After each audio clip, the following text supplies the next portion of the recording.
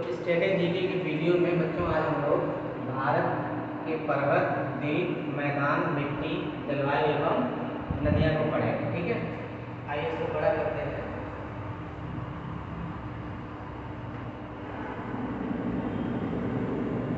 देखिए, हिमालय अवसादी चट्टानों से बना है। हिमालय कैसे बना है? अवसादी चट्टानों से। हिमालय की लंबाई कितनी है? 2500 किलोमीटर है। हिमालय जो बना है वो नवीन गलित पर्वत के निर्माण से बना है और ये प्राचीन में किससे? टेथिस सागर के निवेक्षों से हुआ, निक्षेपों से हुआ है। उत्तर भारत के पर्वतीय क्षेत्र को उसको कितने भागों में बांटा गया है? 4 भागों। पहला भाग आपका क्या है? ट्रांस हिमालय। दूसरा भाग जिसको हम लोग तिब्बती क्षेत्र कहते हैं, क्या कहते हैं? तिब्बती क्षेत्र। और दूसरा इसका हिमाद्री या महान हिमालय। तीसरा आपका लघु या मध्य हिमालय हो गया और चौथा आपका शिवालिक या वार हिमालय। ये 4 प्रकार हैं जिसको हिमालय को 4 भागों में बांटा गया है। अब हिमालय की सबसे ऊंची जो श्रेणी है, ऊंची श्रेणी है वो क्या है? हिमाद्री।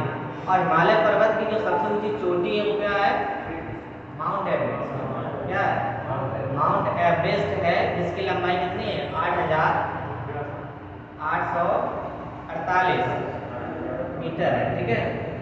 अच्छा, इसकी जो भारत की सबसे ऊंची चोटी है वो K2 गार्डवेन ऑस्टिन है। भारत का सर्वोच्च शिखर कौन सा है?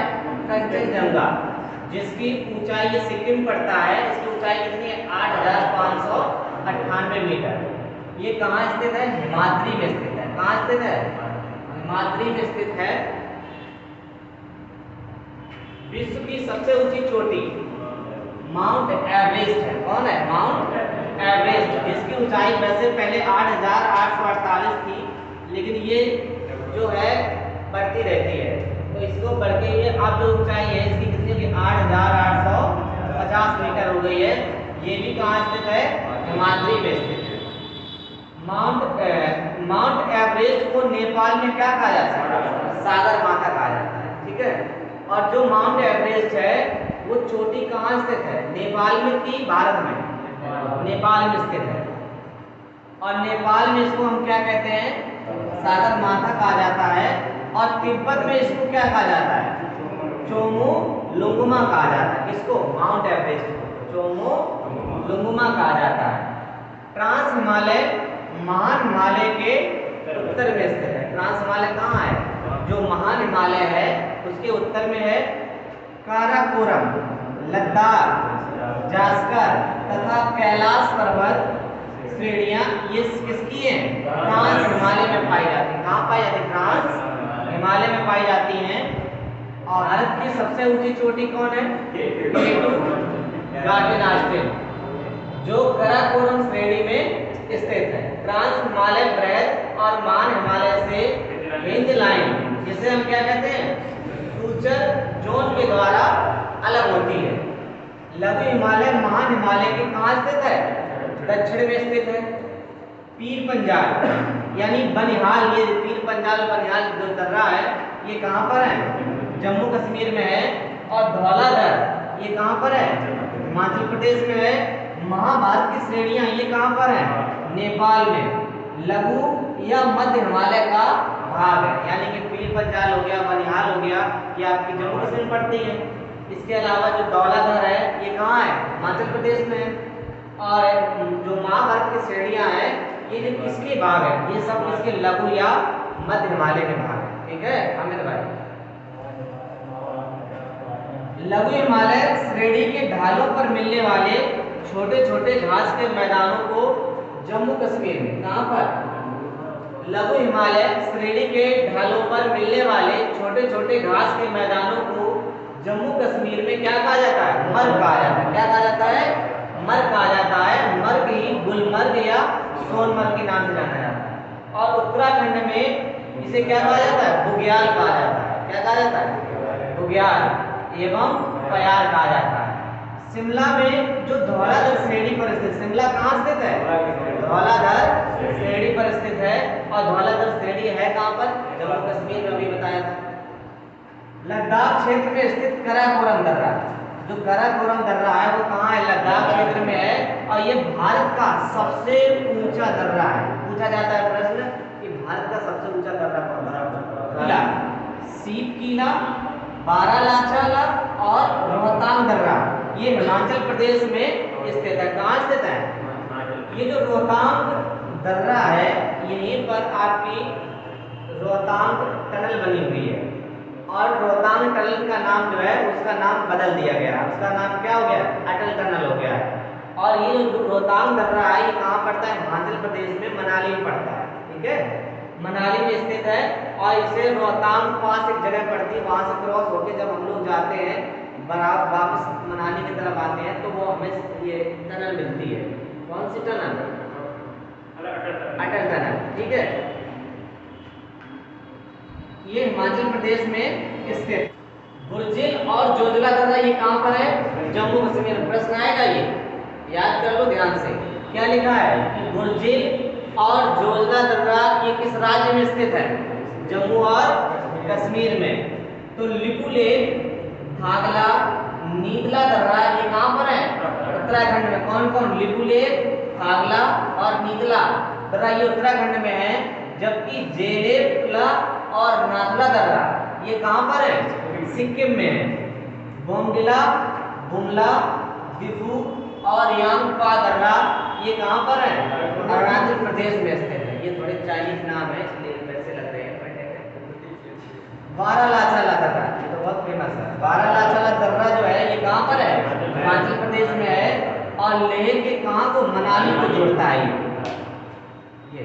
ठीक है, और रोहतांग दर्रा भी। सेनेकोटा पास यानी दर्रा जो है वो कहाँ पर है? तिरुवनंतपुरम में है। तथा मदुरई को तथा एलिफेंटा दर्रा दक्षिण श्रीलंका को उत्तरी श्रीलंका यानी जाफना से जोड़ता है। क्या इसमें लिखा है? जो सेनेकोटा दर्रा है वो तिरुवनंतपुरम और मदुरई को तथा यानी ये जो दर्रा है सेनेकोटा ये दो को जोड़ता है। किसे? तिरुवनंतपुरम को और मदुरई को जोड़ता है। और जो ये एलिफेंटा दर्रा है ये किसको? दक्षिणी श्रीलंका को और उत्तरी श्रीलंका को ये जोड़ता है। इसका इसे क्या कहते हैं? जाफना। क्या कहते हैं? जाफना से जोड़ता है।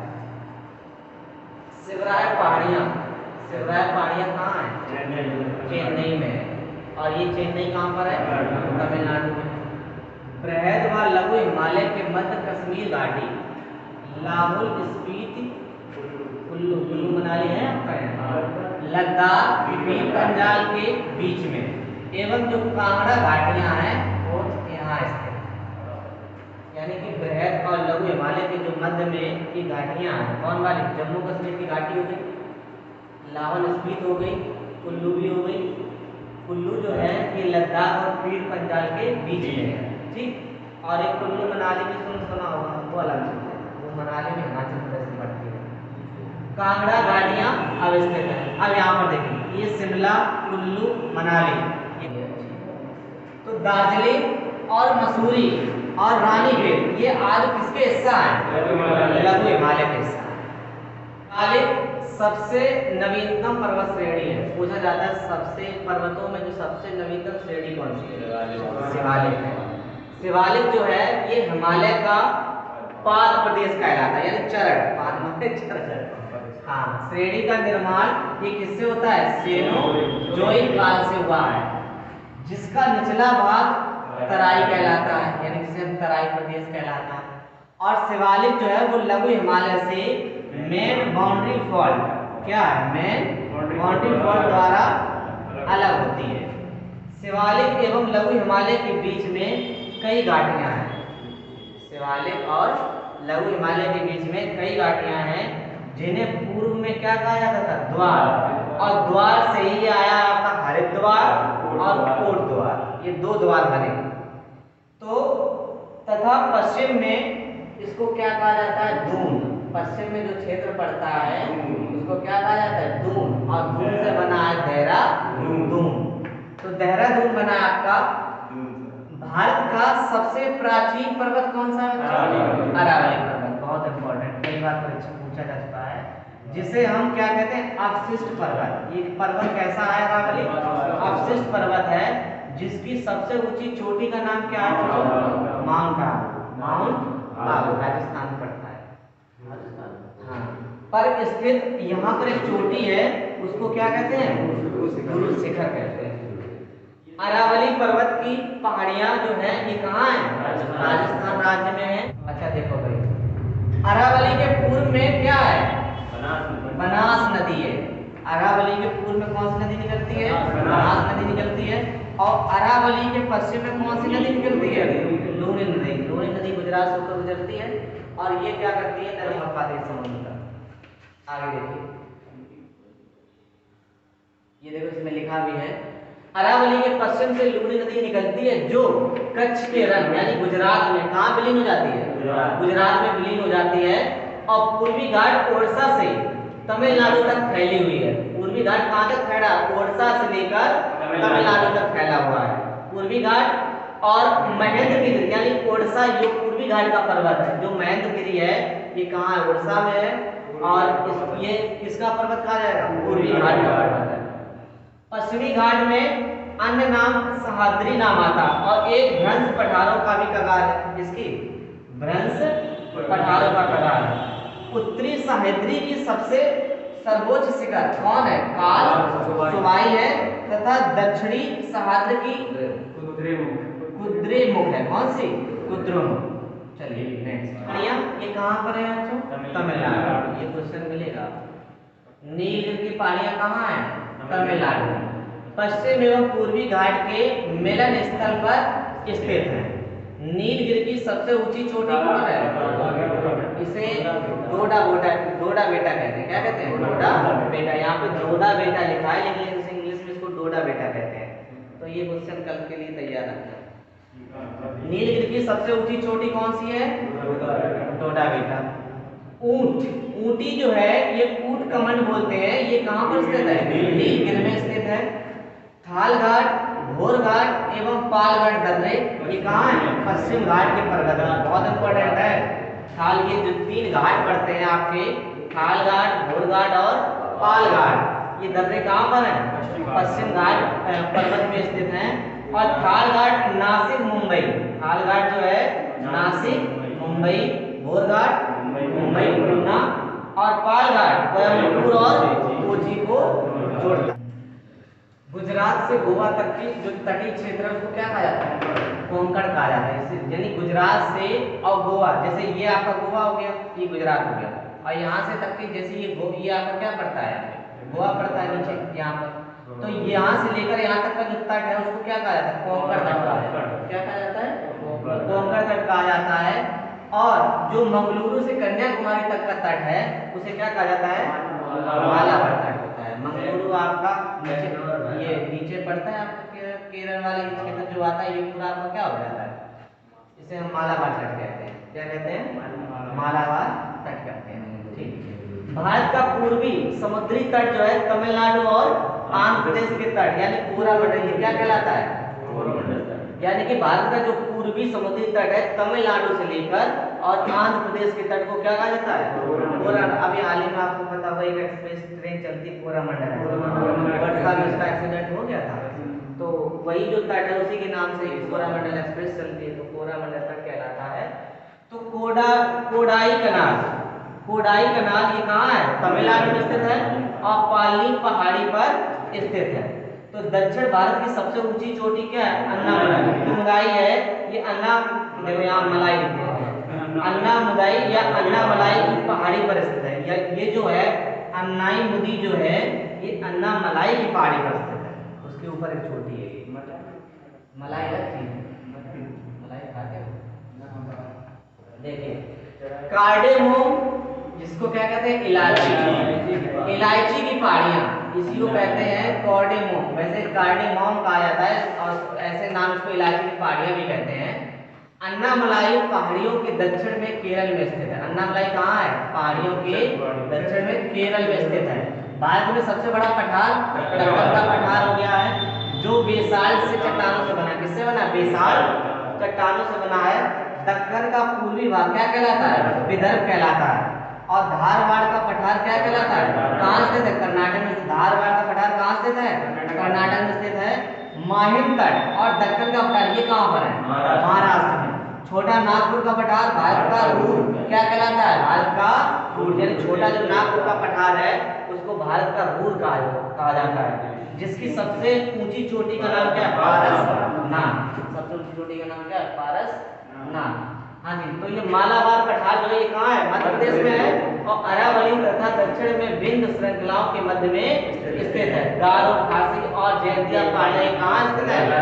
बहुत इंपॉर्टेंट है। गारो, खासी और ये जयंतिया पहाड़ियां पूछा जाता है ये कौन राज्य में है? ये मध्य सतपुड़ा एवं एक ब्लॉक पर्वत है। नर्मदा और ताप्ती ये नदियां ऐसी हैं जो उल्टा बहती है ना, पश्चिम पूरब से पश्चिम की ओर। तो नदी एवं ताप्ती के मध्य सतपुड़ा एक ब्लॉक पर्वत है जिसका सर्वोच्च शिखर क्या है? धूपगढ़ है। अन्नपूर्णा पर्वत शिखर कहाँ स्थित है?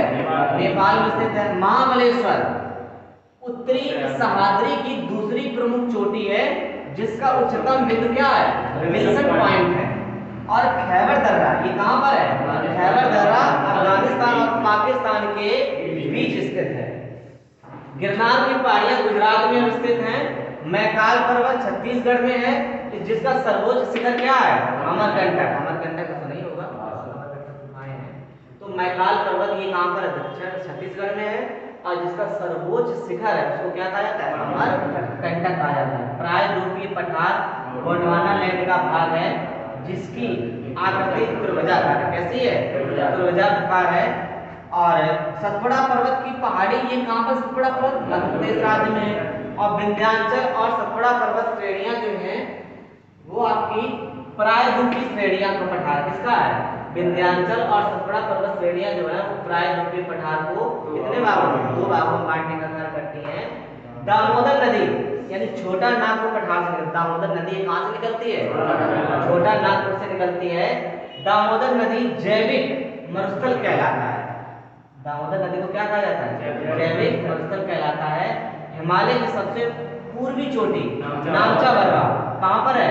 अरुणाचल और तिब्बत के सीमा पर स्थित। कैलाश पर्वतमाला कहां पर है? बीच में स्थित है जहां भगवान शंकर निवास करते थे।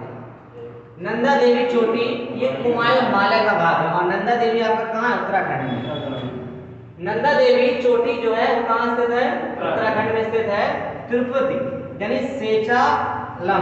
सेचाचलम पहाड़ी की घाटी में स्थित है। यह तिरुपति जो है, तिरुपति मंदिर तो बहुत फेमस है, तो तिरुपति बालाजी सुना है।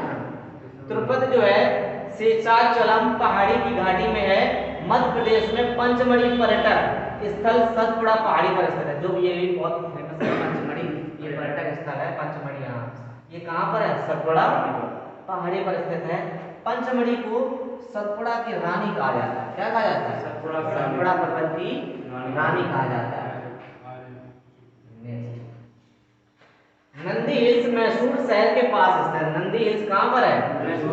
मैसूर शहर के पास स्थित है। महादेव पहाड़ी ये कहाँ पर है? मध्य प्रदेश में स्थित है। सारामती पर्वत ये कहाँ पर है? सारामती पर्वत बताओ? नागालैंड में। महेंद्रगिरी चोटी कहाँ पर है? पूर्वी घाट में है। भारत में सबसे बड़ा नदी मुख कौन सा है? हुगली नदी। भारत के विशाल मैदान का निर्माण नदियों द्वारा बहाकर लाई गई निक्षेपों यानी अवक्षेप जो बचते हैं उनसे हुआ है। भारत के विशाल मैदान आपका जो मैदानी क्षेत्र है अपना गंगा यमुना द्वारा लाई गई मिट्टी से बना है। कैसे बना है? गंगा यमुना द्वारा देखो बहाकर लाई गई किससे? निक्षेपों से बना है। झीलें जो हैं ये उत्तरी मैदान में पाई जाती हैं। पवन द्वारा निर्मित मैदान पेडी प्लेन कहलाता है। पवन यानी हवाओं के द्वारा जो धूल उड़ा के ले जाते हैं उनसे जो मैदान बनता है उसको क्या कहते हैं? पेडी प्लेन कहलाता है। भारत की सबसे लंबी नदी कौन सी है? गंगा की उत्पत्ति कहाँ से होती है? गंगोत्री यमुना से होती है। वास्तव में देवप्रयाग में भागीरथी एवं अलकनंदा नदियों की संयुक्त धारा गंगा कहलाती है। जब देवप्रयाग में भागीरथी नदी और अलकनंदा नदी ये दोनों नदी आके मिलती हैं तो नदियों की यह संयुक्त धारा को ही क्या कहा जाता है? गंगा कहा जाता है। भागीरथी राजा भगीरथ लाए थे कहा जाता है ऐसा। तो यमुना नदी जो है वो गंगा की सबसे लंबी सहायक नदी है। और भारत में सबसे लंबी सहायक नदी कौन सी है? भारत में सबसे लंबी सहायक नदी कौन सी है? यमुना। यमुना नदी को खुला नाला कहा जाता है। क्या कहा जाता है? इतनी गंदी यमुना नदी है तो इसे क्या कहा जाता है? खुला नाला कहा जाता है। सोन नदी गंगा में दक्षिण से मिलती है। सोन नदी कहाँ? दक्षिण में। सोन नदी गंगा में दक्षिण से मिलती है। और गंडक नदी को नेपाल में क्या कहा जाता है? शालिग्राम कहा जाता है एवं नारायणी नदी के नाम से जाना जाता है। जो गंडक नदी है वो नेपाल में इसका नाम क्या हो जाता है? शालिग्राम, और शालिग्राम एवं नारायणी नदी के नाम से जाना जाता है। भारत में सबसे बड़ा नदी बेसिन कौन है? चीन जो है वो तिब्बत क्षेत्र की सबसे लंबी नदी कौन है? ब्रह्मपुत्र नदी। ब्रह्मपुत्र है। और जब ये चीन में बहती है, तिब्बत में जब ये बहती है तब इसका नाम ब्रह्मपुत्र नहीं होता है। इसका नाम क्या होता है? यारलुंग। कहीं कहीं इसको यांगत्से कियांग भी कहते हैं। यांगत्से कियांग भी कहते हैं। जब ये भारत में प्रवेश करती है तब इसका नाम क्या हो जाता है? ब्रह्मपुत्र हो जाता है। बांग्लादेश में गंगा को क्या कहा जाता है? पद्मा, और यमुना नदी को क्या कहा जाता है? जमुना। कहीं कहीं अपने देश में जो बुजुर्ग लोग हैं वो यमुना नदी को जमुना बोलते हैं, लेकिन जो बांग्लादेश में ब्रह्मपुत्र जो नदी है उसको क्या जमुना बोला जाता है, यमुना को नहीं। ब्रह्मपुत्र को क्या बोला जाता है? जमुना कहा जाता है। यमुना तो अपने यहाँ यमुना को लोग जमुना बोल देते हैं, सुना है कि नहीं? गाँव में लोग ऐसे कहते हैं कहाँ जा रहे हैं? जमुना जा रहे हैं। यमुना नहीं है, जमुना है। तो ये आपकी सीट हो गई है, ठीक है।